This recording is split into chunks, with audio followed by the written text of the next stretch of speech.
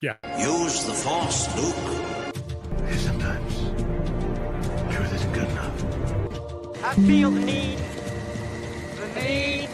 for speed. Ray, when someone asks you if you're a god, you say yes! Because it's their time. Their time. Up there. Down here, it's our time. It's our time down here.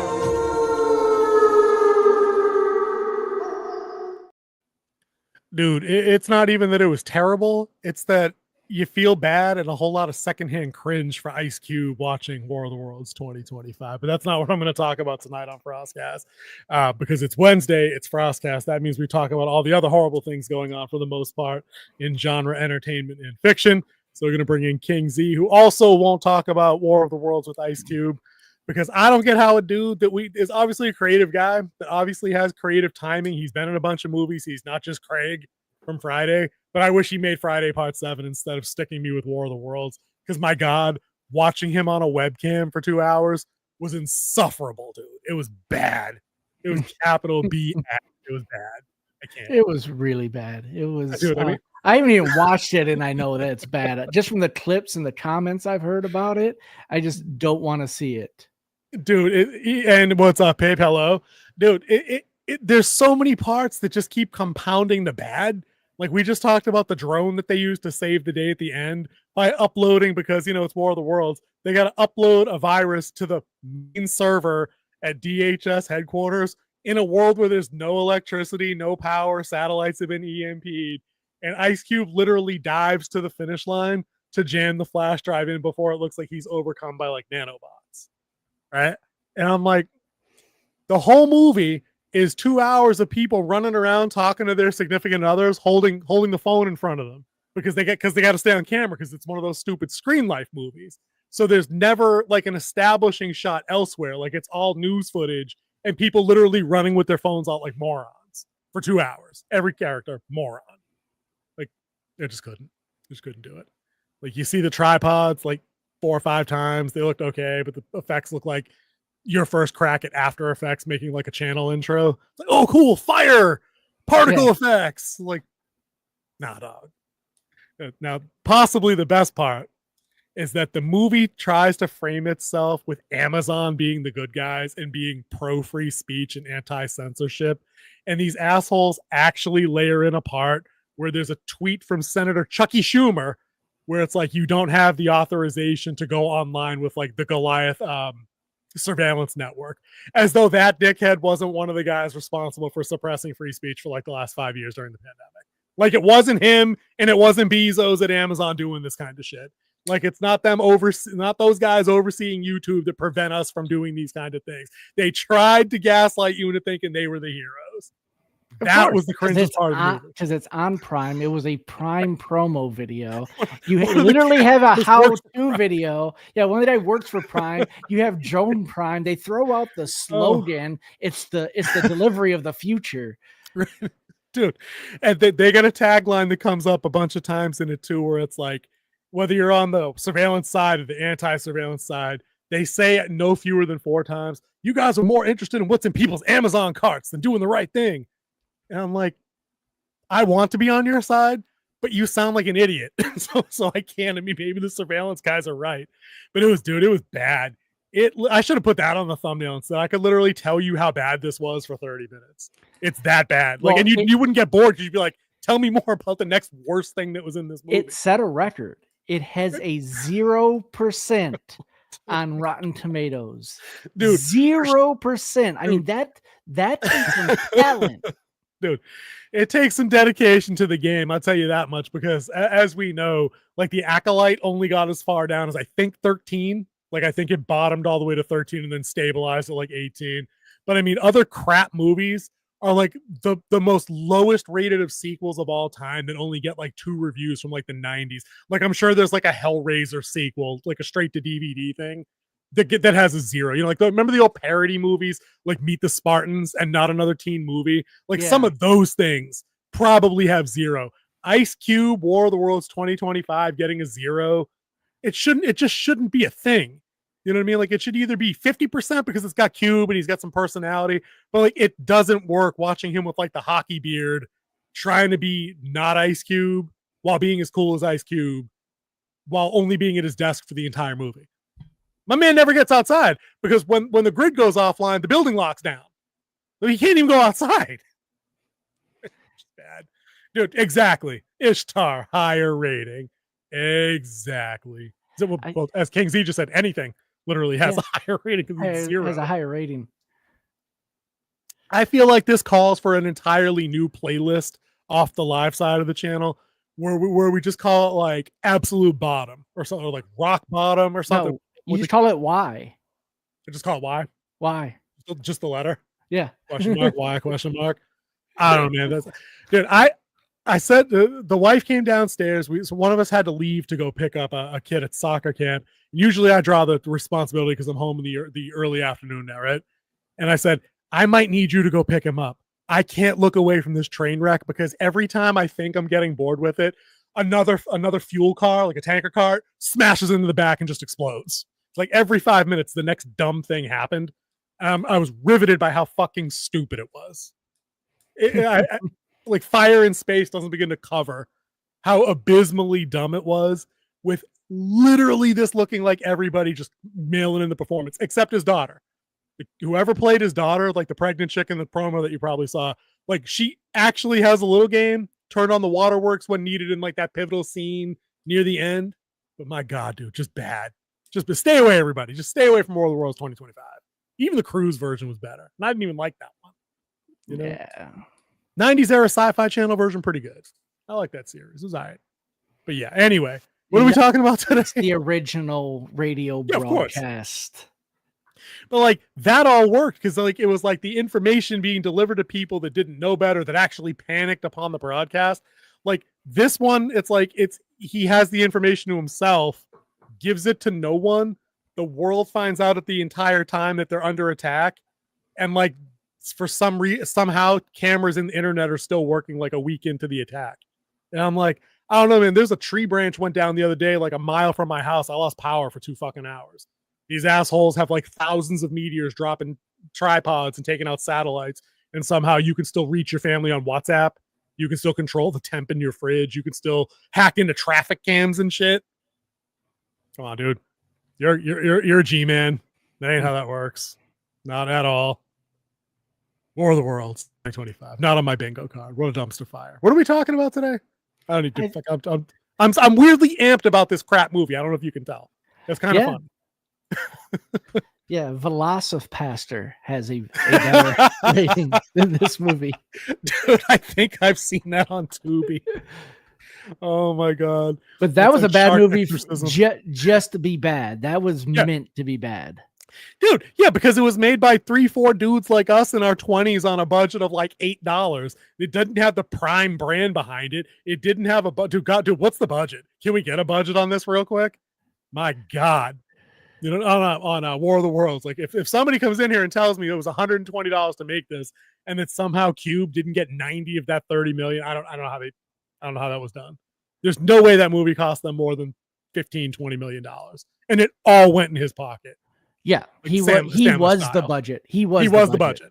Yeah, he was the budget for sure. Because I recognize. Oh, dude, you know who was in it? Coulson.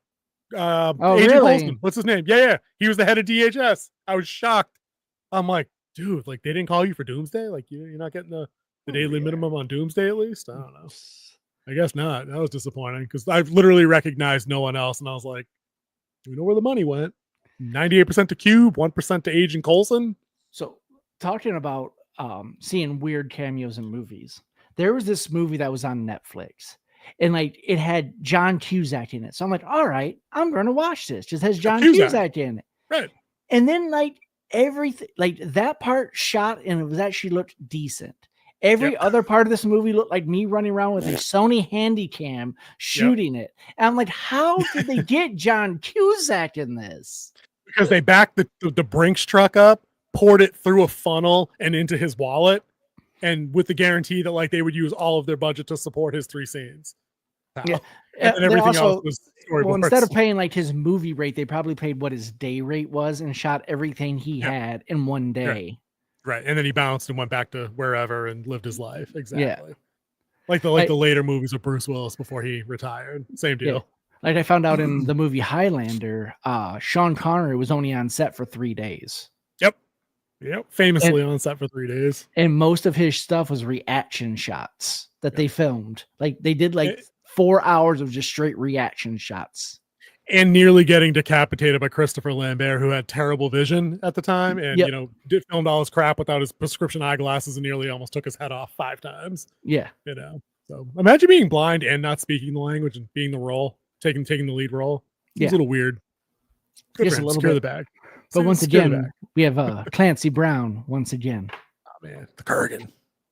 What's the line? Better to flame out than fade away. Yeah, solid line. But I think we have a review video on that. You guys go check that out. Well, let's get to some topics for today. All right, we ran the randomness of now I don't have to make that stupid video, which is good. Although the thumbnail was going to slay.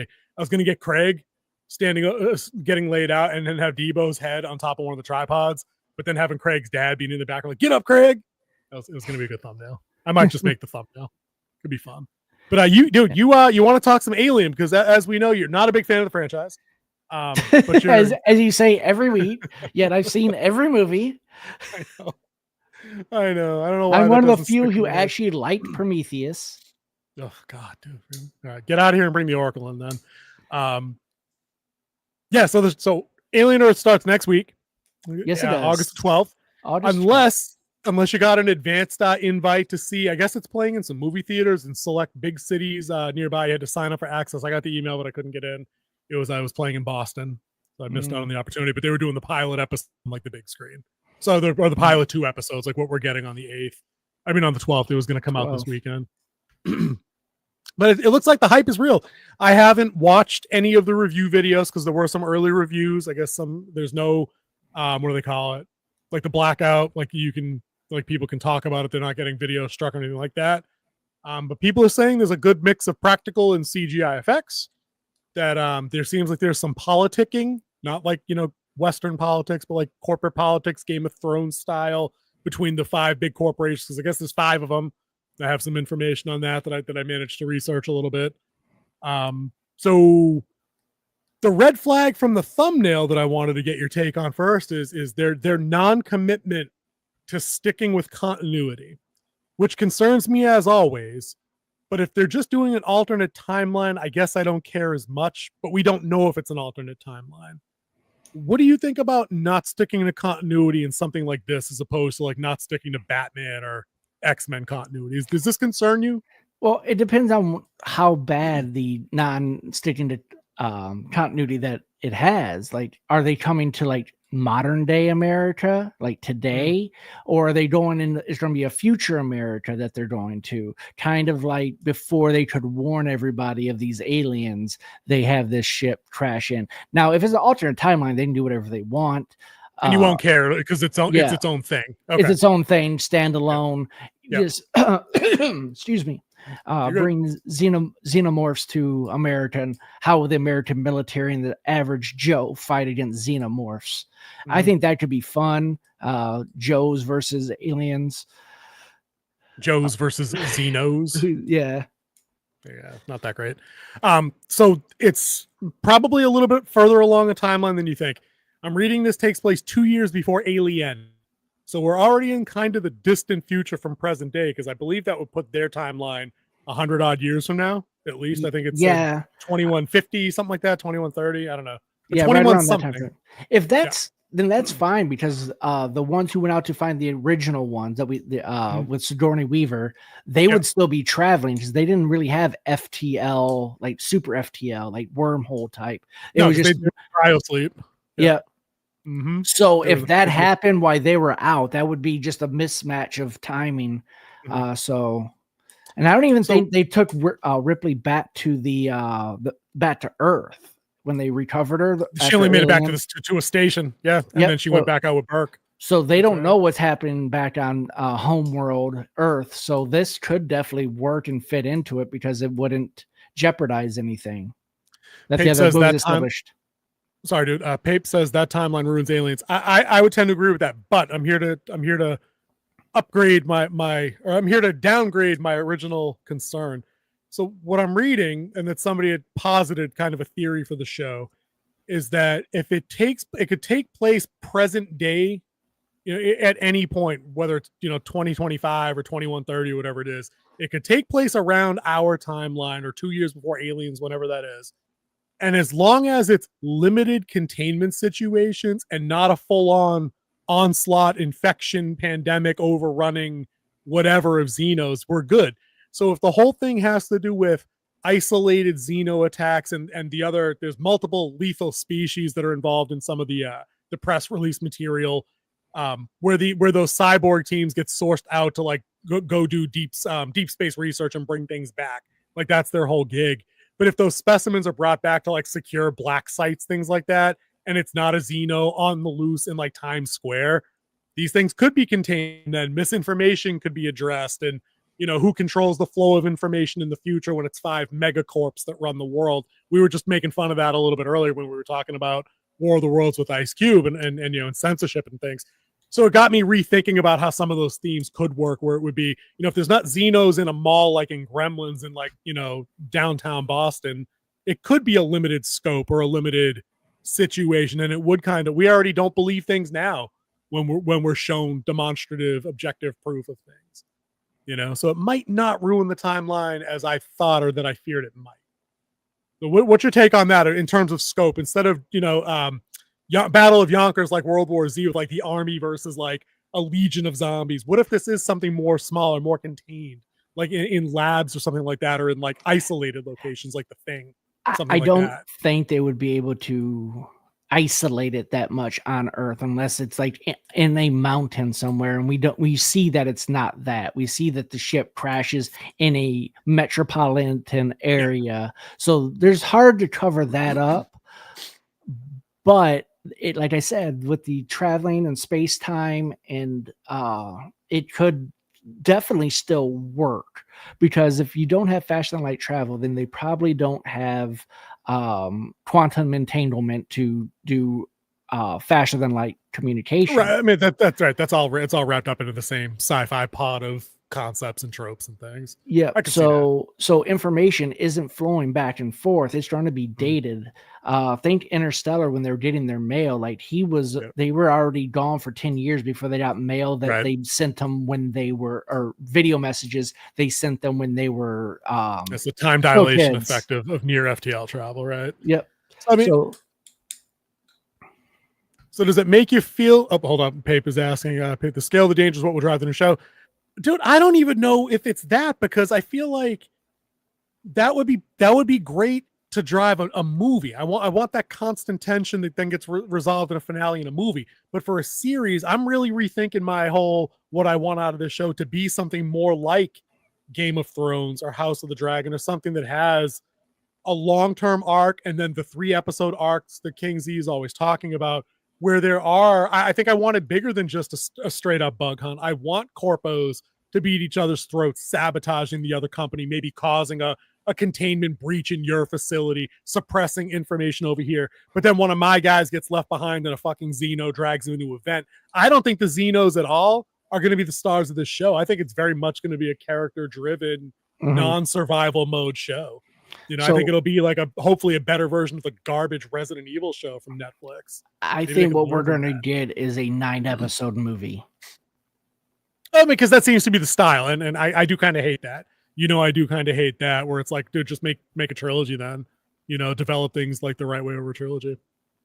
But I think that's what it's going to be, Pape. I think it's going to be a corporate warfare with incidental alien attack in the same way that Walking Dead had to eventually be focus on the human characters and how terrible they can all be, and not constant zombie attacks, because that gets old. I mean, the humans being evil gets old too, but this is a brand new show.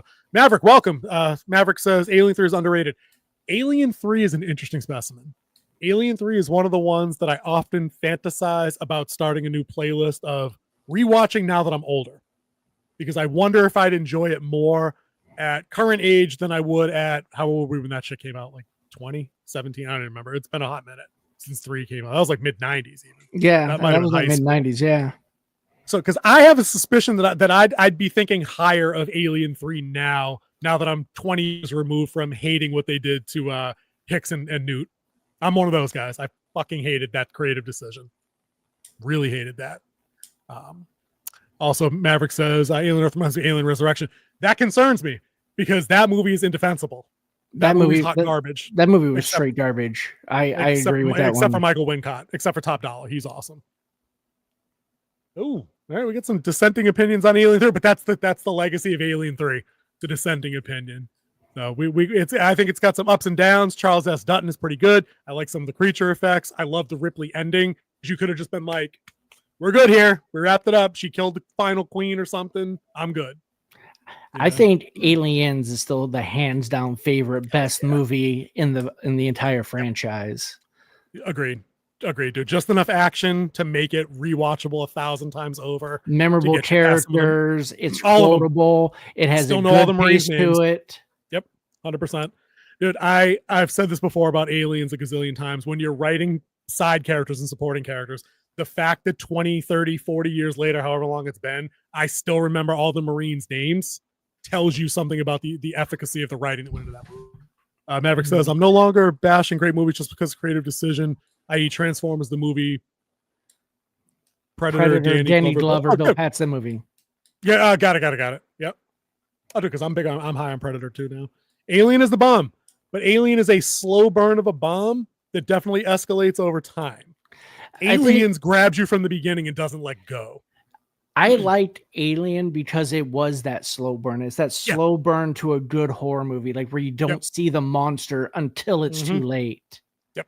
Lots of surprises. The body horror is on point for the time, dude. A lot like Jaws for the time period that Alien came out. People hadn't seen anything done like that practically, so it made it terrifying. It made it claustrophobic. 100% hands down. Jenny, what's up? Welcome to the chat. Aliens is the best sci-fi. I think you can fit right in here, dude, because you're not going to get any flack from us out of that.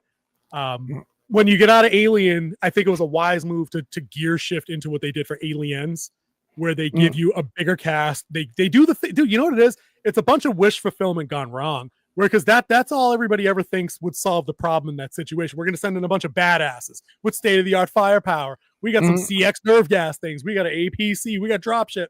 None of that shit mattered. None of it mattered. At the end of the day, Gorman and fucking Vasquez had to cover your retreat with a pistol and a hand grenade. And if you didn't have that, you're boned, you know?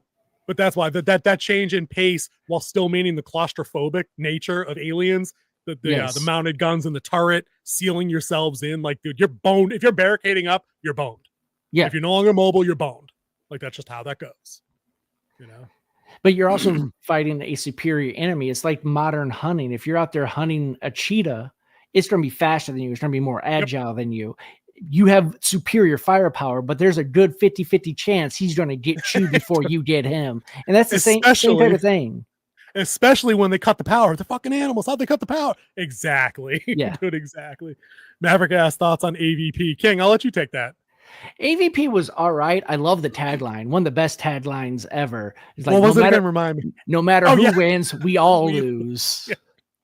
AVP. What'd you think of the movie? That's been a hot minute. Because there was a huge hype about this. Who would win? I mean, we've talked about this through the 80s and 90s a lot. Then they finally made the movie, and I don't think it lived up to the hype of the discussion that we had, but I still think it was a pretty good movie overall. They did the best that they could. I think they brought in the not really the, I wouldn't say the B team, but that intermediate team. You had some B players and A players that wrote the script that made that movie, and it's decent.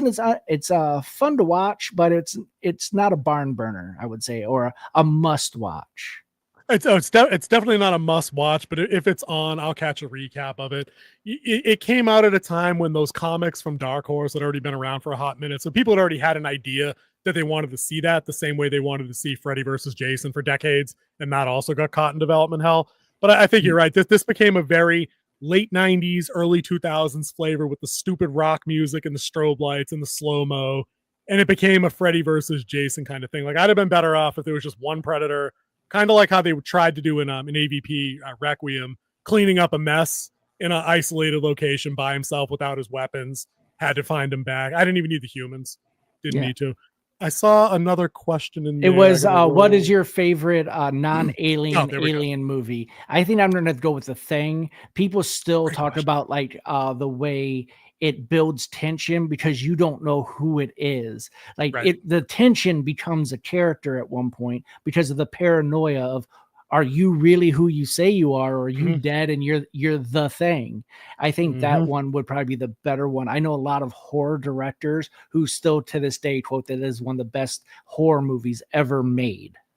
The part that slays me about that too is that the thing was like completely critically and like commercially panned at the time it came out and developed into the juggernaut that it is now, like 40 odd years later. Like it was not like it lit anybody up back then, but I think a lot of people caught up to that after the fact. Yeah, I think critics gave it a bad rap, and a lot of people back then, oh, well, Siskel and Ebert didn't like it, so why am I going to see it? But when people actually see it, that builds that cult following. A lot of movies got a big following that way. I mean, think of, was it the Rocky Horror Picture Show?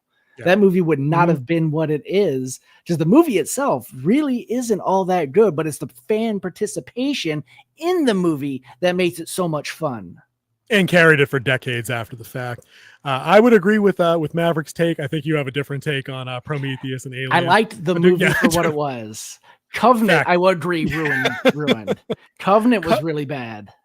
Covenant was really bad, except for the David on Walter battle at the end, where it ended on that down note where like the good guy robot didn't live. Yeah, and locked. I think there was, dude, geez, what was her name? Danny, whoever the final girl, not Ripley, not Shaw character was in that movie, and like she basically puts her in the cryo thing and she figures it out and ends up going under. Not including, I liked Michael Fassbender's work. That guy is really good in what he does. Yeah, Fassbender's good. Yeah, no, the midichlorians thing, that we needed. The less I ever hear about that again, or the wills, the better off we'll all be. I think I would agree with you. I like Starship Troopers. I feel like Species is one of those forgotten movies maybe we need to re-throw down on our retro watch list. That movie was pretty okay sci-fi wise. I like Nastasia Henstridge. Very easy to look at in the mid to late 90s. Got a couple of sequels. Didn't really light the fire under me, but The Thing, for all the reasons you said, is clutch. And like Pape was saying, everything good about The Thing is everything good about Alien, like the first one. You know, the first one. Yep. It's a lost art to do that. They tried to do it a little bit in was that J.J. Abrams 88 millimeter Super 8. That's it. Super 8. They tried to do a little bit of it, but he did such a bad job at it. At the end, the reveal did not live up to the hype. Super 8 was basically prototype Stranger Things anyway. That's what that felt like. Yeah. Compared to the other movies, Species would be 100%. 100%. That's why I said I feel like it's forgotten because it's outclassed by a couple of other cult favorite sci-fi flicks from the 90s, like Starship Troopers. And it was trying to ride that wave. I mean, if you notice, a lot of movies come out in parallel. Like you had Deep Impact and Armageddon come out around the same time. It fell into that wave where a lot of them came out at the same time, and I think that one, the one that fell through the cracks. It was still a decent kind of movie, but it just didn't hold up to the other big juggernauts that were out there. Edge of Tomorrow is a banger concept. The book it's based on, what was the title of that? I think you've read it. Is it a No, I haven't Kill, read Die, it. Repeat, something like that? It has a different title, but the sci-fi time travel of it is pretty badass. It's a lot like Looper in a way. Maybe it came out around the same time. Yeah, they just copied out Groundhog's Day and made an action comedy out of it. With aliens and high tech aliens, battle mechs and shit. Dude, I saw we missed a comment from Maverick, and I wanted to ask you. It was about he says Romulus was meh. I say Romulus was 2/3 of a good movie, and then the third act, I just threw my arms up in the air. I was like, you were so close. You were almost there. Like you almost did it. But in the third act, we got the stupid hybrid reveal, black goo reveal, Asperger's cyborg saying, get away from her, you bitch, and asking a question while doing it. Not good. Not good in that third act. But I don't know that you ever caught up to Romulus on streaming. I never watched Romulus. I did watch your review. I technically direct your review when you were at the Armorist on that one. Yes, indeed. Yes, indeed. And you said it had too much of the nostalgia pieces. Yeah. One of the complaints we had about Happy Gilmore in our review, go ahead and watch that. It's out on the channel, our review of the new Happy Gilmore 2. Funny. It had too much of that nostalgia where kind of one of the things that ruined the new Jurassic Park is like, oh, look it, we're doing the thing we did before. Oh, look it, we're doing the thing we did before. And then after that, it just isn't that great. Oh, The Abyss. The Abyss was a great movie. That was Michael one. Biehn. Yeah, that was one of the first ones that had that CGI head that was like the water. Oh, The dude, water this was tentacle good. head thingy. Yeah. Yeah. That was solid. That then fell into splash water when the door closed and cut it off. That was a great effect for the time. That's a great movie, dude. That's got to go on a retro watch. Yeah. Oracle, mark that down in the back. We 100% have to do The Abyss soon. Yeah, we definitely need to do that. All right. Yeah, dude, the new Jurassic World movie absolutely sucked. It was one of the dumbest movies I've seen this year. And then I saw War of the Worlds with Ice Cube. So it's no longer Jurassic World Rebirth is the dumbest movie. It got a bump. It got a bump thanks to War of the Worlds. It definitely got bumped out of the worst spot. Maverick had asked, what's the best non-Jaws creature feature? And then he had a couple of examples. Yeah, there we go. Anaconda, Deep Rising, Famke Janssen, Deep Blue Sea. Yeah, Famke Janssen was in fact in Deep Rising. Yummy. Deep Blue Sea. Of those, I got to go with Deep Blue Sea. I'm a sucker for shark movies, and it had Jackson and LL Cool J being non-token black dudes. Oh, I was going with Anaconda because that was the first horror movie where I saw the black guy live. So I was really excited Speaking about of Ice that. Cube. Yep, Speaking Ice of Cube Ice once Cube. again. Yep, one of his better movies. Was it him and Jennifer Lopez and John Voight? John Voight. Yep, Voight, he was yep. in it. Mm-hmm. You know, that got like 8 sequels, and I think there's a reboot coming to that too, but we're probably never covering them because I really don't need to see anything after Anaconda 1. Nope, Anaconda 1 was good. It did not need a sequel. No, it did not. Dude, is Deep Blue Sea the best shark movie we've gotten since Jaws? Has anything come along that I'm unaware of? Sharknado. Oh, dude, I was just going to say, we're not going to talk Sharknado, any of the 7 parts. I like them for what they are. Deep Blue Sea is obviously not the dramatic piece or vessel, no pun intended, that Jaws is, but it had like a sci-fi story with the floating lab and all that other happy horseshit. But I don't think there's anything since then. Like The Shallows is all right, but I can't. You know what we did? You know what creature we haven't had a good movie about in a long time? Piranhas. Piranhas needs to be a thing. Speaking of Cameron, Piranha 2 took his name off of that. Was not a fan of working on the spawning. Somebody just asked, where'd it go? No love for Deep Rising. There it is, dude. I like it. The effects are horribly dated now, though. That is a tough. The tentacle thing is a tough watch. They did not age well, but overall, like it's monster on a cruise ship with a heist team. There's a heist element to it. It's okay. Famke Janssen's the best part. You know, obviously the best. Oh, Arachnaphobia. So I have one of the best stories for this. So, Dangerous Animal is pretty new. Haven't seen it yet. Yeah. Sharks. Yep. Yep. Mm-hmm. Good so call. I was in a movie theater seeing it. Like, I think it was the second time I went to go see this movie. My dad took me the first time, and then I went with some buddies the second time. And we sat in the back of the theater. We was on base theater watching it. So there's only like one screen in this whole building. I mean, that's how old this was. But we're sitting in the back watching it. I think I was around 10, 12 around the time. Well, it's the scene where they fall through the floor into the basement, and then all of a sudden all the spiders start dropping down towards them. Well, I grabbed a handful of popcorn and threw it at the perfect timing, and all the popcorn hit as the spiders came down. And watching people jump was fantastic, let me tell you.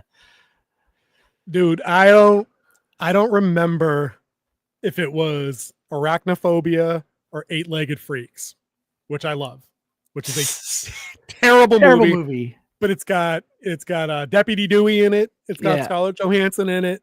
You know what I mean? So it's got hot sheriff mom whose name I can't remember. She was in Sliders. I'm almost positive I can't remember. But there's the one scene where the good guy, dude, everybody hates spiders, bro. Even spiders hate spiders. There's the one scene where like the protagonist walks into the room. There's an old couple already dead and half webbed on the couch. One of the fucking spiders comes like up from under her armpit and goes up her nose. And I'm like, nope, that's it. I'm out. I'm good. No Arachnaphobia remake. We're not covering 8-Legged Freaks on the channel, you know, now that I'm grown and shouldn't be creeped out by that, but I fucking am, so we're not doing it. Not happening. All right, quick spider story.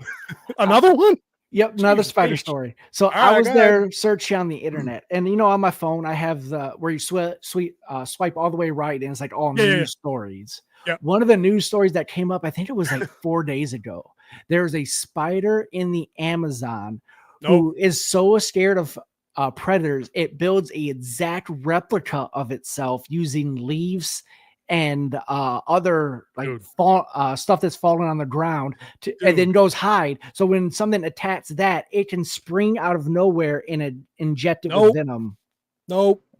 Dude, all I need now is the Spider movie where they're opening doors and sending text messages, and I'm like, that's it. I'm done here. I'm just gonna live on a boat. That's it. I'm all good with Starship Troopers, they are arachnids. Those are the evolution know. of spiders. And I kind of hate that. But I'm gonna let that slide because it's Starship Troopers, and all good things. Helldivers 2 is from Starship Troopers. Love that. Yeah, that's crazy. I'm all set with that. So every time a damn story comes out about murder hornets or a new spider or this, that, or the other thing, I'm like, dude, fucking one more effing thing. Like my bingo card for 2025 is full. Like I didn't need intelligent spiders on the damn card. I just don't. They're coming. They're coming. They're on the way. We're working. Dude, did you see the news story about the radioactive wasp nest they uncovered in like West Virginia, some shit? Then a mine next to a nuclear plant that's been decommissioned 30 years ago. Like, we found trace evidence of radiation on the nest. There's no bugs, but we found the nest. I'm like, that means they're out. It means they're out there. That means this is that Oracle's correcting me. That was South Carolina, so it's closer to you. Thank God. That makes sense because South Carolina is where they build the nuclear vessels. Yeah, we are. So it might have been a naval yard actually, and not like a power plant. But I'm like, it's like that same joke that comes up every time someone tells me that like a lab in Boston has improved AI, and I'm like, we've got like 15 movies that tell you why this is a stupid ass idea. Like, you're now telling me we found the radioactive wasp nest in South Carolina. Like, they've already done the thing. Like, it's like when in the movie they said the thing. No, they did the thing. We already have radioactive murder hornets. The Sci-Fi Channel's already bought the rights. It's coming this fall. You know, like I can't do it, dude. Too much shit to talk about. Not enough time already. Now I got radioactive murder hornets on the way, coming up the Gulf Stream. Not including the new variant of tarantula that can now break human skin. Saw that. I thought they could before though. No, it was Daddy Longlegs that couldn't break them. Tarantulas got them fucking fangs, man. Of course they can. So yeah, dude, hold up. Xenomorphs. like xenomorphs that are going to be melting our faces next week. Now the 2 episodes come out. It's a 2-episode banger to start things off. I wanted to remind you of that because we are going to try and I'm guessing watch it and then maybe do a segment on FrostCast the next night so we don't have to have a separate show. 2 episodes. They got a 9-episode run. It's going to be weekly after that. We're intending on covering that. I'm interested to see what these other 5 more lethal than xenomorph creatures are that they've devised for this show. That's another intriguing bit. I'm trying to get into these corporations to see what they all do because I'm sure each one of them has a thing that makes them unique, you know. Somebody said Graboid, but I missed it. Yeah. Graboid. Tremors is a perfect film. I'll say it. Tremors is a perfect film. And of course, it has our favorite hero of all time, true American hero, Kevin Bacon. Absolutely. But also Burt Gummer. Yep. Love Burt. Burt's awesome. Yeah. Movies did used to be great because when you're looking fondly back on things like Oracle Tremors 2, I watch, please. Also, side note. So it's Tremors and Abyss. I just added. I'm making an executive decision. I know I said you could pick the next one on account of that I just did RoboCop and commandeered the entire talk.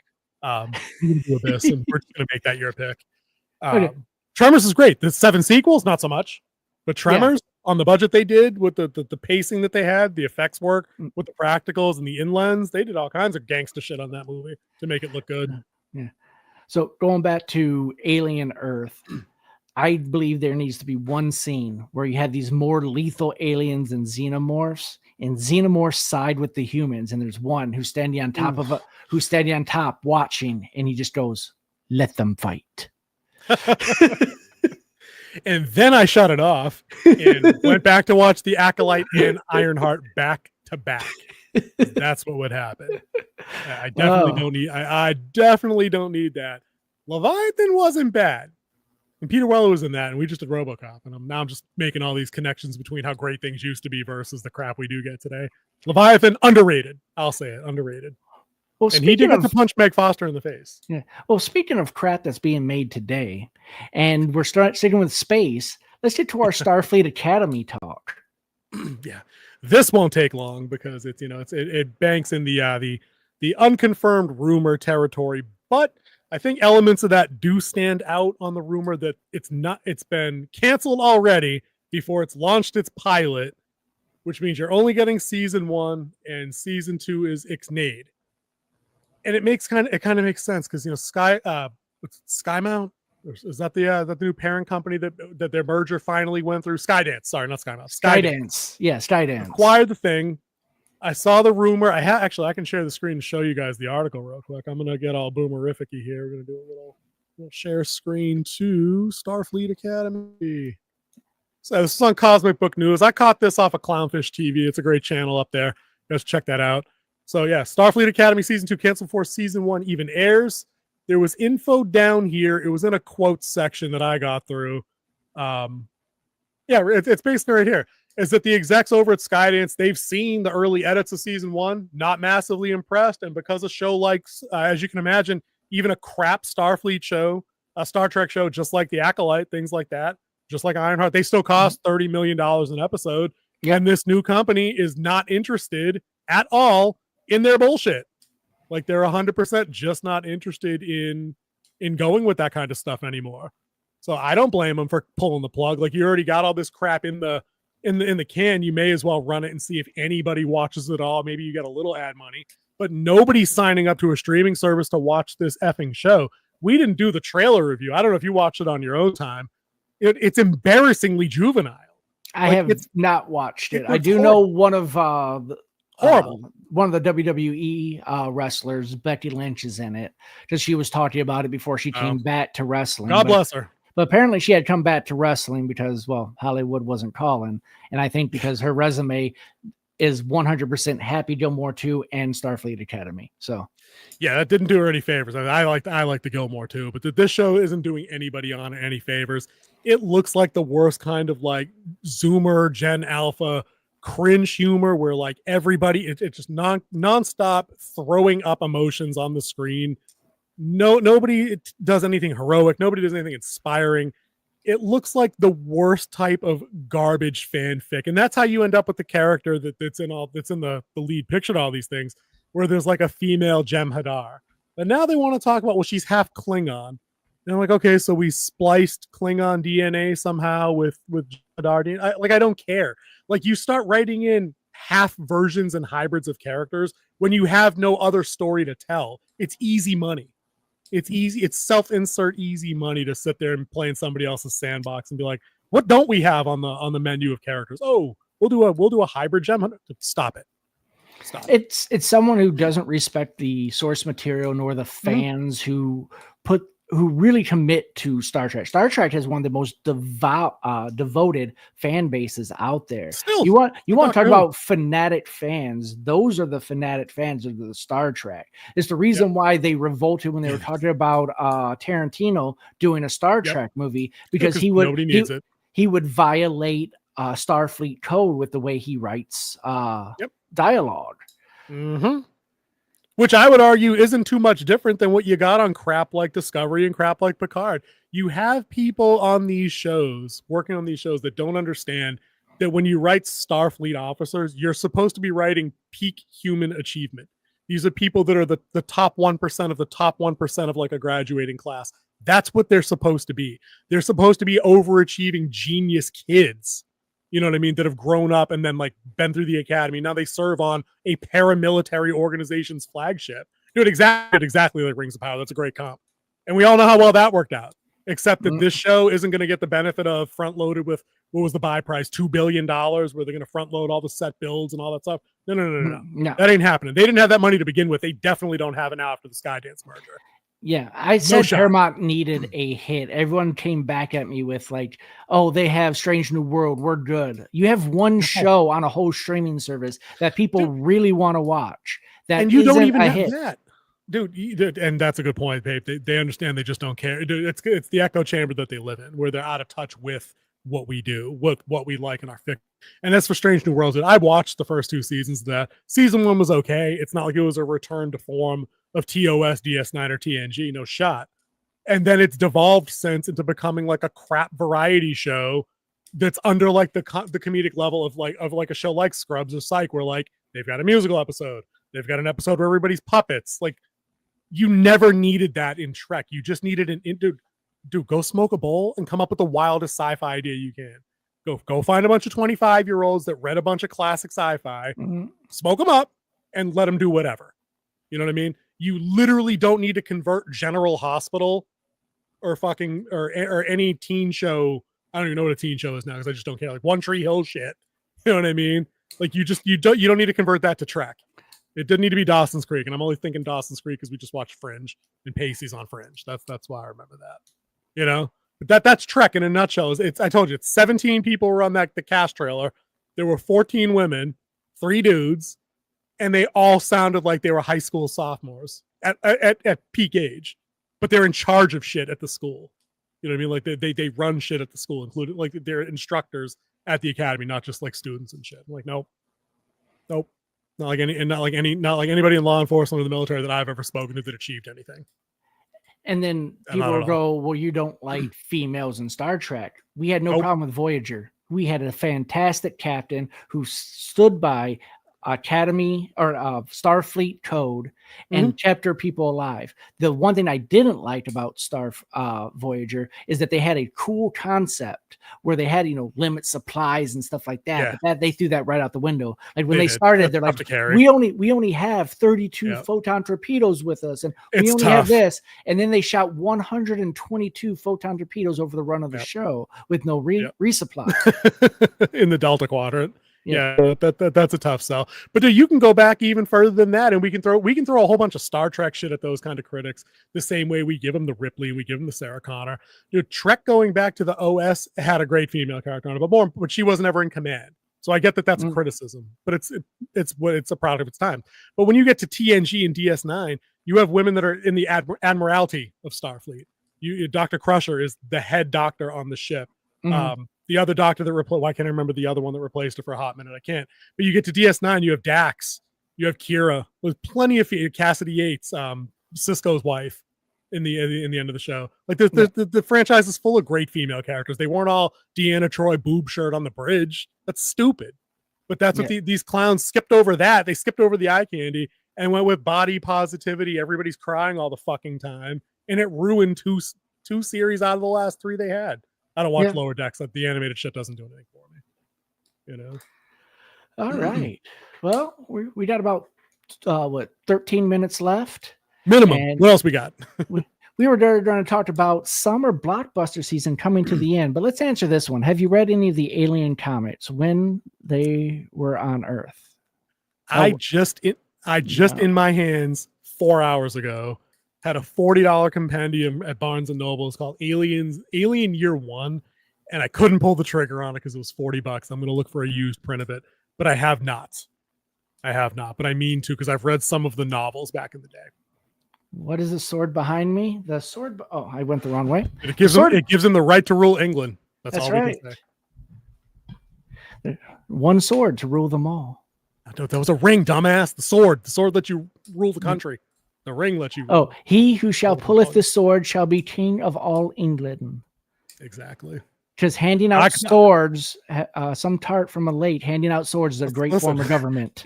It's obviously more secure of an election process than what we have. Anyway, yeah, no, it's his epic green screen.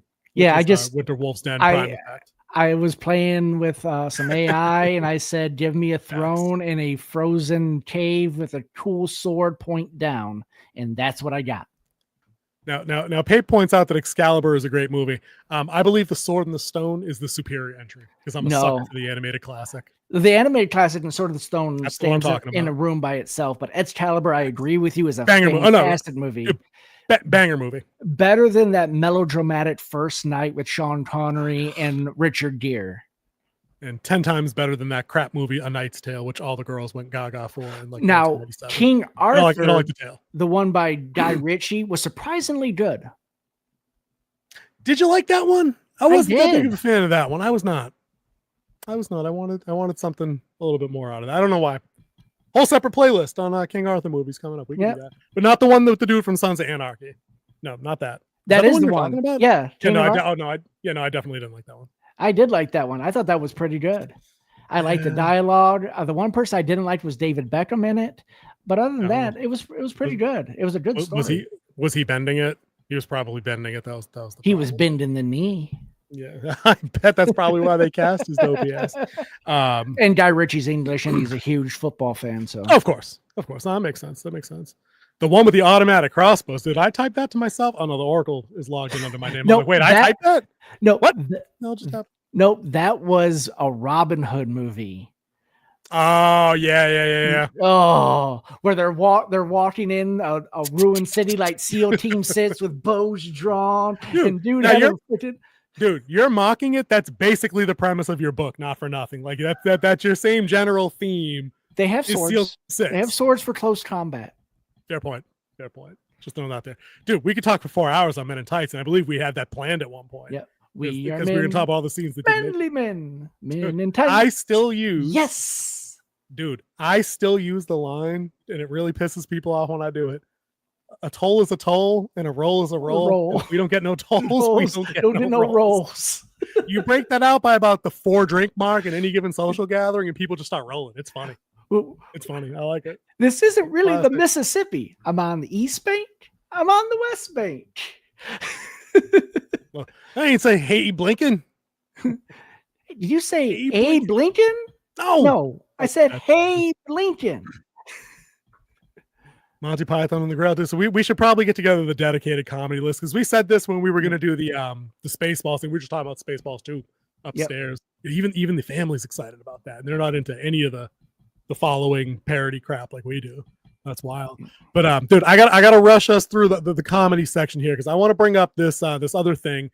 It's Variety magazine ranked the MCU, the whole thing, all 77 movies and 302 shows. There are 54 entries on this. Now I know we're pressed for time, and I didn't want to go through all of them anyway, but I was thinking maybe we could just start and read like the bottom 10, because it's from worst to top. Maybe read like 10 down, and then I'll shoot ahead real quick to the bottom, and we can see what they think is number one. So you can kind of round that out and get folks' thoughts, since the chat's kind of lively in here tonight. If that sounds good with everybody, I'll go ahead and open up that screen. The worst ranking in history. Well, it's going to be no surprise to King Z when I share the screen, because it's one of his favorite shows in history. We go ahead and bring up, where is my Marvel? All right. Y'all ready for this? All right, Variety. Let's see what you got. Now, and it is a curse, because as you guys can see, it's August 1st, so that this is a recent thing. Ready? Do you have anybody want to have any guesses what the worst thing was? And I can't see the chat, so I'm going to rely on anybody. I'm going with Ironheart. You think Ironheart's the worst? Yep. You'd be wrong. It is Secret Invasion. Okay. Oh, okay. I told you it was your favorite show. I agree with that one. I agree. Okay. 100%. Even though Ironheart put a very hard charge for this last space. I mean, this Secret Invasion was written by a person with 2 brain cells fighting for 3rd place. Exactly right, dude. I don't know if I didn't read the whole list. I don't know if Ironheart's going to appear on here. It'll be hilarious if somehow recency bias gets it in like the top 12 or something. I'll say that, right? No, let's see what's up next here. Hold on. All right, next. Wow. The Dark World? No. 4-2. No. Gotta disagree. Not my favorite. Nowhere near the bottom of the pack. Nowhere near. It's in a world where Thor: Love and Thunder exists, for Christ's sake. Yeah, that one should be a lot higher. Thor: Love and Thunder should be definitely down in this area. Yeah, maybe they got him. Maybe they got him confused and mixed up. All right, we're gonna roll it down. See what else we got here. All right, okay. Next one. Next. Ant-Man and the Wasp. I can agree with that one. I agree with them. That was rushed. It had a storyline that went nowhere, that they had to pivot from hard. And so many people are on the internet trying to justify this and like how brilliant it could be. And no. And not to mention, it was a massive financial flop in the phase that it appeared in. Yeah. No shot there. Okay. Ooh, now we have difference. Too low. We have a massive difference of opinion on this show. Massive difference of opinion. You say it's way too low. Dude, I'm going to join you. I'm going to have this show's back. There's so much garbage on the MCU small screen that there's no shot Moon Knight ranks below all of it. No. Except Secret Invasion. We should see Moonlight around 28, 29, 30. I can see it. I'd go 5 or 10 spots lower than that, as expected. But you're telling me in a world where Hawkeye and She-Hulk exist, that Moon Knight's somehow beneath either of those? She-Hulk and Ironheart and no shot. Agatha Ironheart and possibly Ms. Marvel? Come on.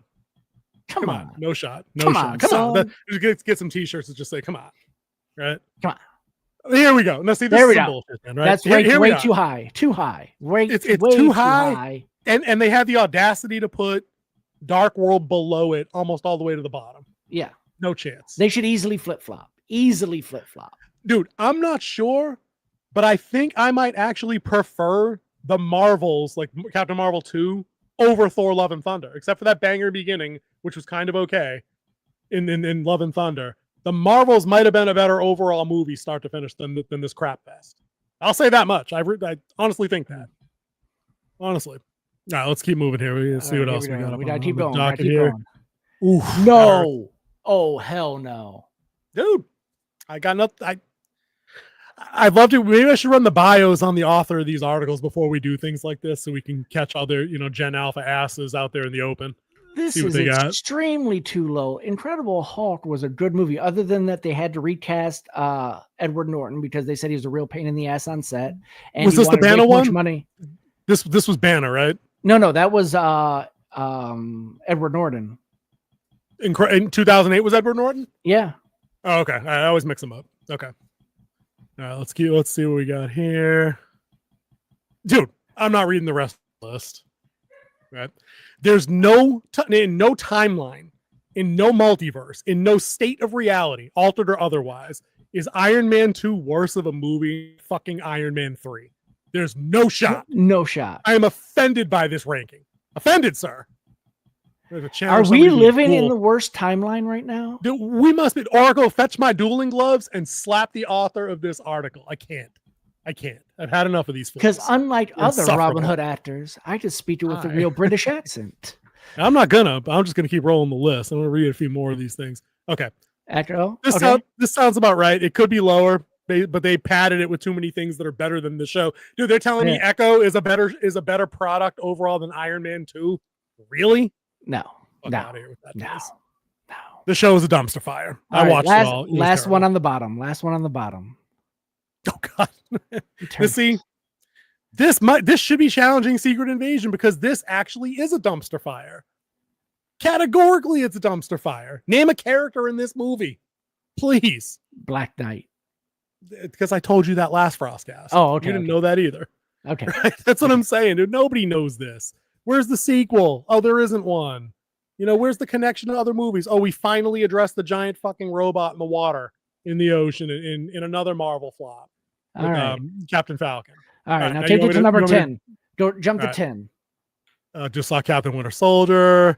Don't look, everybody getting sick. I'm just going to use the slidey thing. Woo. Oh. I just saw New Fantastic Four 37. You see that when I went by? Yeah, just above. Okay, dude. Wrong. Oh, really? Come on. Really? That's top 5 easy.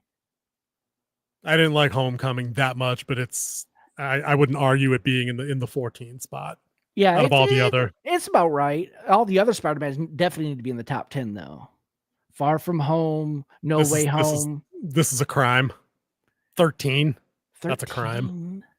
That's a crime. No clue what they're talking about. Infinity War should be a top 3 movie in this situation. Hands down, no exceptions. I'll die on that hill. It should be number 2, if not number 3. I think it should be number 1.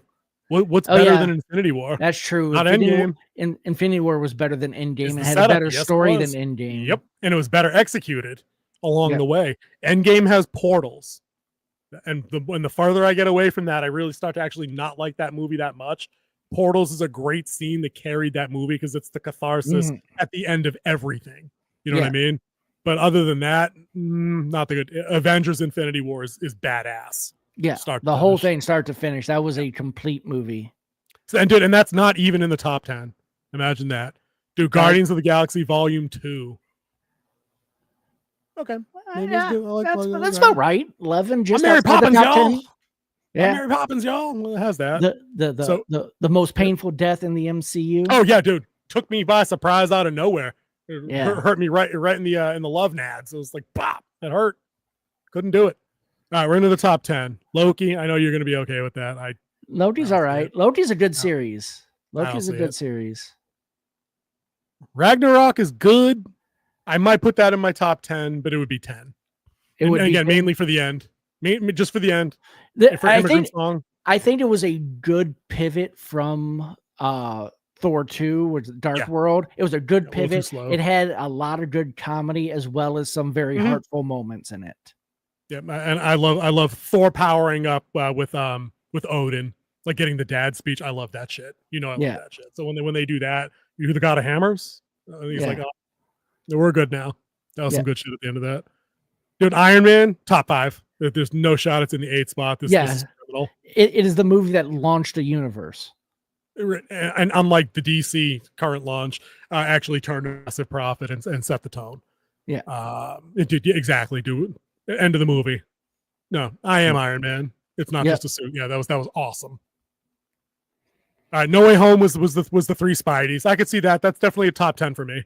Yeah, that's For the sure. top 10. That whole movie actually the second whole half movie of the was movie good. much better. The whole thing was good, but the second half after Aunt May was markedly better. Like it definitely picked up in intensity and like all the blows had to land. And watching them 3 interact with each other was just priceless. That was Highlight. really good. Special note in this one for Andrew Garfield, Spidey getting to save the other MJ. That was a great scene. Yep. When love that he scene to this couldn't day. save his Gwen Stacy. Yep. And you thought for a second, Zendaya MJ was gonna go out too, and he's like, "Nah, dog, I'm diving in." Also, that was some good shit. The crowd I was in, they did the cheer thing. It was cliched, but they did it. People really like that, so I'll eat that up. We haven't watched this yet, but there's no shot, as good as it could be, that it's a top 6. It's mid top 10. How? With everything else that's in the MCU, how is this number 6? No, original X-Men animated series. Yeah, I could see, but that's not part of the MCU. But I mean, even again, as great as a cartoon could be, there's no shot it ranks in the top 10 of like the entire portfolio. Just can't. The Winter Soldier at 5. Winter Soldier was damn good. That might be a top 3 for me. Yeah, that's a good one. So we're getting into the rarefied air though. This is where stuff it's nut cutting time up here though. All right, let's see what they got. And I believe our friend Tinny was right. It's WandaVision. No, it's top 20, but it's not top 5. Dude, there's a giant light years worth of there's a few parsecs for the Kessel run between WandaVision at 4 and WandaVision at 20. Yes, this is embarrassing. This is recency bias on the part of the authors of the article. 100%. Yep. I think Teeny was right with the spoiler that Black Panther is going to be number 1. No, that's going to be. We'll put a pin in that. Guardians in the top 3, top 10 somewhere. Definitely not my top 5. I don't think. Great movie. Good movie. Love the ending. Yeah, I love the dance off. I had a lot of fun with Guardians. I thought that was a great movie when it came out. So little tropey ending. The power of friendship. Not one human can hold the stone, but the 5 of us can. Pretty dope. I like that. And the Groot thing. Good stuff. And him happening to be the son of a Celestial. Yeah, they did that later. That was written in after the fact. All right, so we're up to the top 2, and we think Black Panther's at the 1 spot. So here we go. Black Panther's number 2. No, it's not. It was a good movie, though. It was good. It's top 10. I would give it top 10. Is it even top 10? I need to remind you about that the CGI that's involved in the final fight or the car chase scene. I got to remind you about those. I would still put it in top 10. I'm a huge Chadwick Boseman fan. So. Love me some Boseman. Love me some of the style, of blending African cultures and traditions into the iconography. The design of Wakanda was all right. The plot of the movie, the resolution, uninspired. Didn't really get it. Not really. Michael B. Jordan as a warmonger. Killmonger. It's Killmonger. Dude, fine. Great performance by both of them, but still, no. And number 1. Ready? Endgame. Dude, nobody writing this article has a fucking clue. Nobody has a clue. Dude, this is the ChatGPT with not a good prompt list right here. On what? Dude, this list is blasphemous. I'm glad Maverick said it because I was about to think that same thing. How is quantifiably, objectively, you can't put Endgame next to Infinity War as 2 completed films and tell me Endgame is better. It's not. It rehashed the scenarios where they found the stones in the first place, gave you America's ass, which was the worst kind of humor at the worst time in a pivotal part of this kind of film series, versus the absolute Empire Strikes Backism of the ending of Infinity War after you got Cap back and everybody was happy. After Thor showed up in Wakanda and people were going crazy. Yeah. This is Endgame. Where's Thanos? He's mine. Yeah, dude, stupid. It was more Come original. I think a lot of people base Endgame on the final hour when they had the huge fight with the past Thanos. Wasn't even present day Thanos, past Thanos, and the whole Avengers assemble and everyone's back, and you have Falcon there with on your left. Dude, that was awesome, dude. And you know why that worked? Because they had built it through 30 odd things, or whatever the number was then. You know what I mean? They had built that entire catharsis moment into being. People breathed a sigh of relief along with Steve Rogers in that moment to make that happen. Yeah. You know? And then the whole death of, and then ending with the line that launched the universe. I am Iron Man. Those are the best moments of the whole thing. Right. Thanos flexes on you with "I am inevitable," and you kick it back. Dude, that might have been the start of my love of bookends. It might go back to that. It might be a new thing. That was a gorgeous ending that they capped off on that. Yeah, you know. And this absolute clown fest of a list is telling me that Endgame and Black Panther are the top two reigning champs of this once storied franchise. I can't even call it storied anymore. No, dude. In a world where Civil War exists. Where Winter Soldier exists, no. Where Iron Man exists, no chance. Stop. Just stop. I mean, we knew this list was in trouble when we got to the second bottom one and Thor 2 was down there and Love and Thunder was 10 places higher. That's some garbage. I saw Infinity War 4 times, 3 times in theaters. Yep. Same. I saw Endgame once. Same. Because once I hit the Portals theme, dude, it's like post-nut clarity. It's like, I'm good. I'm all right. I've seen what I needed to see. When I'm bored at home, I rewatch the first Iron Man.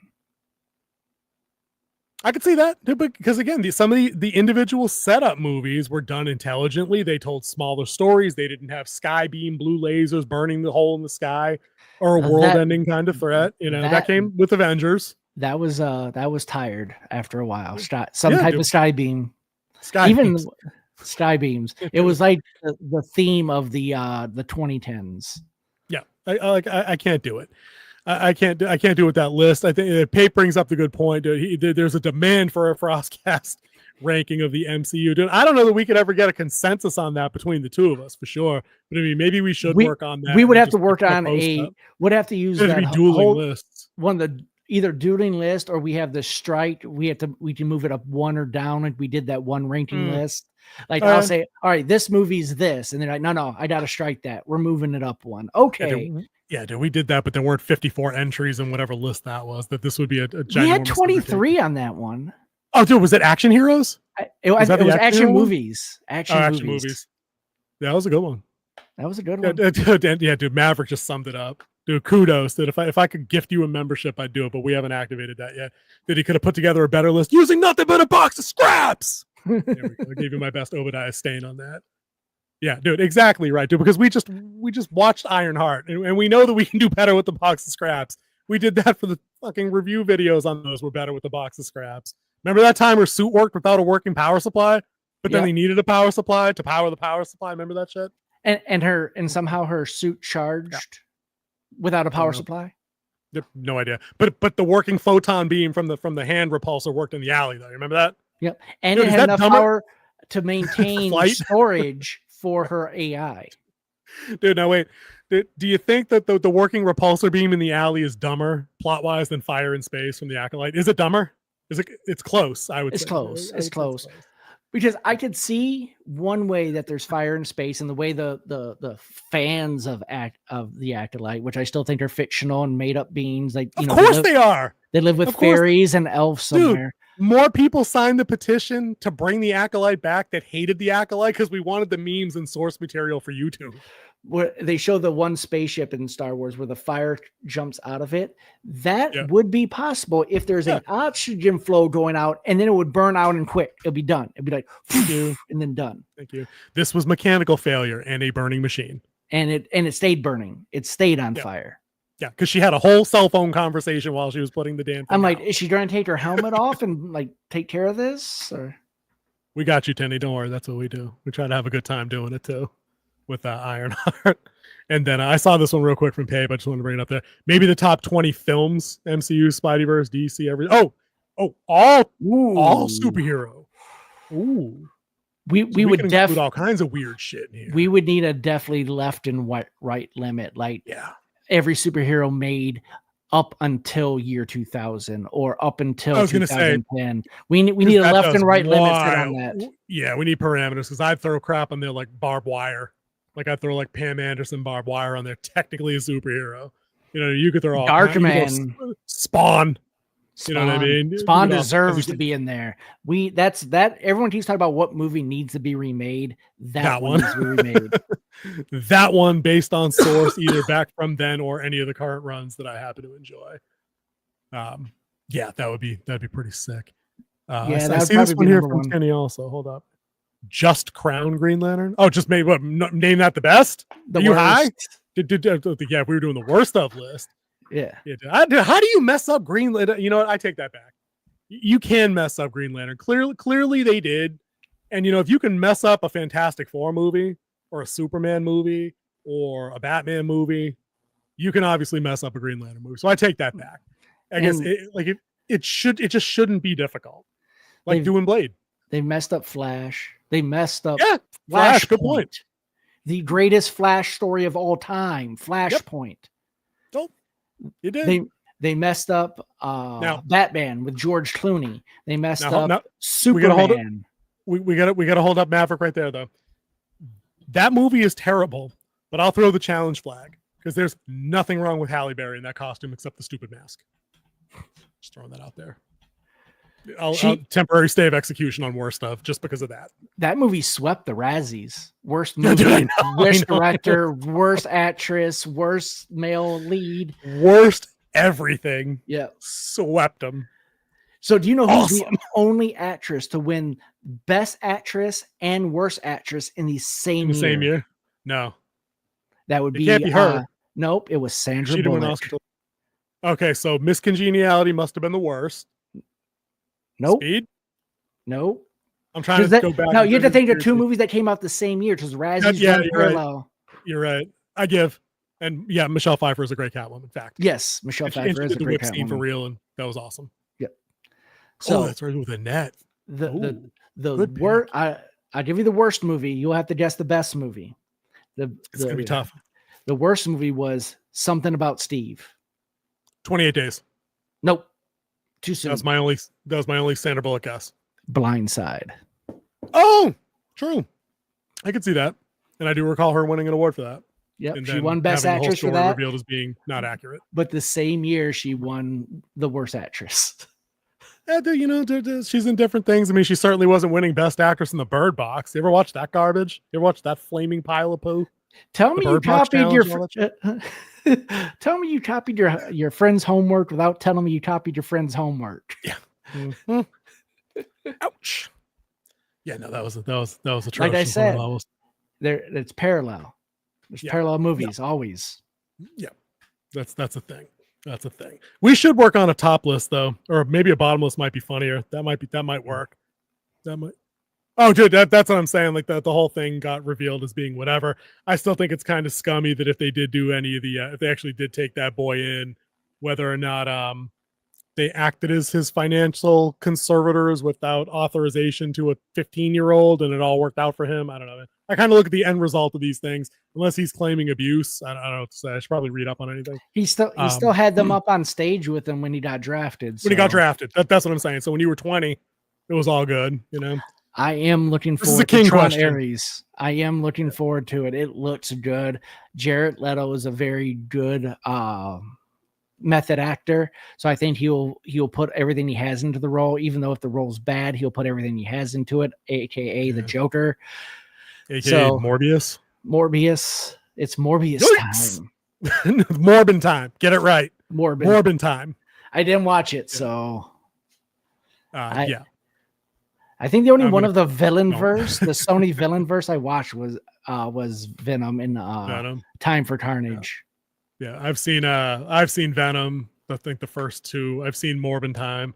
I did not watch the Craven one. I'm not going to. And we both watched stupid ass. What was the three chicks? Madam Web. Madam Web. I'm glad Maverick asked this question on Predator Badlands.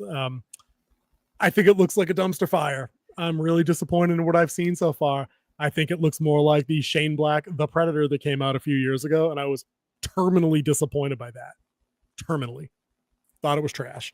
Does have a Wayland Yutani android in it, and it turns it into some kind of buddy cop looking team up thing where all the humor's wrong. Doesn't look right. The creature effects on the Predator look horrible. It looks like PS3 graphics in a world where like literally like the Stan Winston company created a fully working Yatya Predator mask with like actuated mandibles in like 1980, whenever the fuck that was.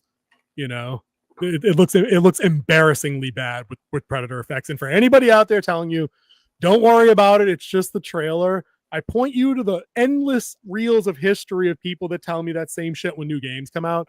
It's just the beta. They're going to clean the graphics up. It's just the demo. The graphics are going to be better on they never are.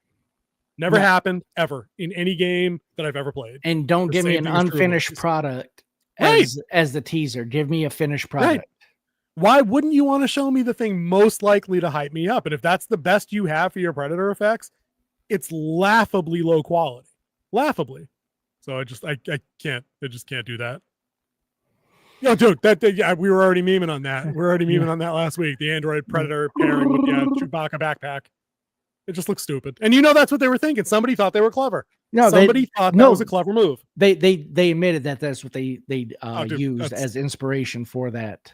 That's tragic because the tone of Empire Strikes Back is dark, but there's always comedy involved with 3PO. There's not supposed to be comedy ever in Predator. Like, except for like the first 10 minutes where it's like, oh, we don't know what we're getting ourselves into on the helicopter. Oh, I'm Bill Paxton showing up. I'm the new detective on the team. And then it's all fucking downhill. That's not the first 10 minutes of Badlands. I guarantee it. It's going to be a dumpster. All right. Well, we are past our time. Past our bedtime. Past my snack time. This is some bullshit. Thanks, guys. Thanks, everybody, for showing up and keeping us late. Not that it wasn't a wonderfully charming good time. Thank you for everybody that carried the chat for us. And we actually stayed on topic, too. I'm pretty impressed and proud of our effort tonight. Yeah. People asking lots of good, like, on-point questions was good. Thank you, guys. Welcome new people, too. We appreciate everybody coming through. King Z, let us know, let all the new folks know when we roll through, because there's some new names in here, and I'd like to see them all back. All right. So if you're new with us and you're catching our show for the first time, we are here every Wednesday night, 9 to 10, maybe a little bit over like we are today. Actually, recently we've been going over quite consistently. This is the 10-17 is a long one for us, man. Yeah, we didn't do conversations and we kind of let the time fly. We also have different playlists out there. We have best and worst of, where we are given a show and we go look up what the fans voted on it, and we watch the best and worst video that is based on fan votes. We also have Retro Watch, where we watch an old movie and we just reminisce a little bit. We also have a few other new ones coming out. We will be watching the Alien Earth and giving up-to-date reviews, probably the next day or the day after, to get those out, because we do have jobs and lives and stuff like that. So it takes us a little bit of us to get those out. Dude, while we have a bunch of people here still for us, and I appreciate everybody that's hung around this long, is anybody interested in coverage on Wednesday? Because I'm down to watch season 2. I did enjoy season 1. I like Jenna Ortega. I'm probably going to watch a couple of the first episodes that just came out today and give that a peek. King Z has not seen season 1, so he probably couldn't jump in on a team review, but I might run a solo project for Wednesday if there's any interest in it, because I think there's enough commentary to pull out of a strangely weird show like Wednesday. It'd be funny if Wednesday was on Thursday. Wouldn't it? I would have done that on purpose. Just to F with people, but I'm going to take a look at that. King Z and I are also both checking out Weapons this week. We're both super hyped for that. I'm running in tomorrow. He's running in Saturday. We'll probably record something maybe Saturday night. Maybe Saturday night, yeah. Launch. So Weapons is on our to-do list. Alien Earth is up after that. I think I should get a steak and cheese. I think I should get a beer. I think I should watch Wednesday. I need some specificity here. I'll just mess with you. Maybe I will. I might think I take a should peek have at $1 million. I think Pape should put the check in the mail. That'd be great. We get a channel PO box any day now. Yeah, and thanks again, everybody. I'm on a Pape. I was just messing with you. And thanks again, everybody who stopped by, who subbed to the channel recently. Go check out our K-pop Demon Hunters video. We have 3 of them now. We got the full movie review. We've got why I think Disney should be afraid of them. We also ranked all the music just for fun. I would go check those out there. They've carried the channel over 500 subs, so we appreciate all the feedback and support on that. I can't snap with the left hand. I can't do it. I can throw a jab and a solid hook with the left, but I cannot snap. Can't do it. Oh, dude, you're all assholes. Look at you. Everybody's doing the thing now. You're all doing the thing and leaving me out. That's okay, though. So yeah, guys, check us out on Wednesdays. We'll be back throughout the week and over the weekend with the random crap we do. We should have a retro watch edited and ready to roll, hopefully for Friday this week. I'm trying to do a little extra cooking on that because it is a favorite movie of mine, and King Z was kind enough to let me step all over him and basically run the thing for a half hour because I love it. But guys, if you put up a thanks button, oh dude, look at that. We did just recently get approved for that, Pape, but I think we've already decided because you've been a long time supporter, your money will in fact be no good here. I think that's kind of my default position on that. King Z might talk me out of it once we start seeing some tax invoices and things like that. King Z, give him the final word because I'm out of breath and I need a refill. Guys, you've been great. We love you, and we'll see you next Wednesday for sure. Much love. All right, hit my music. Oh, we did it. We did the thing.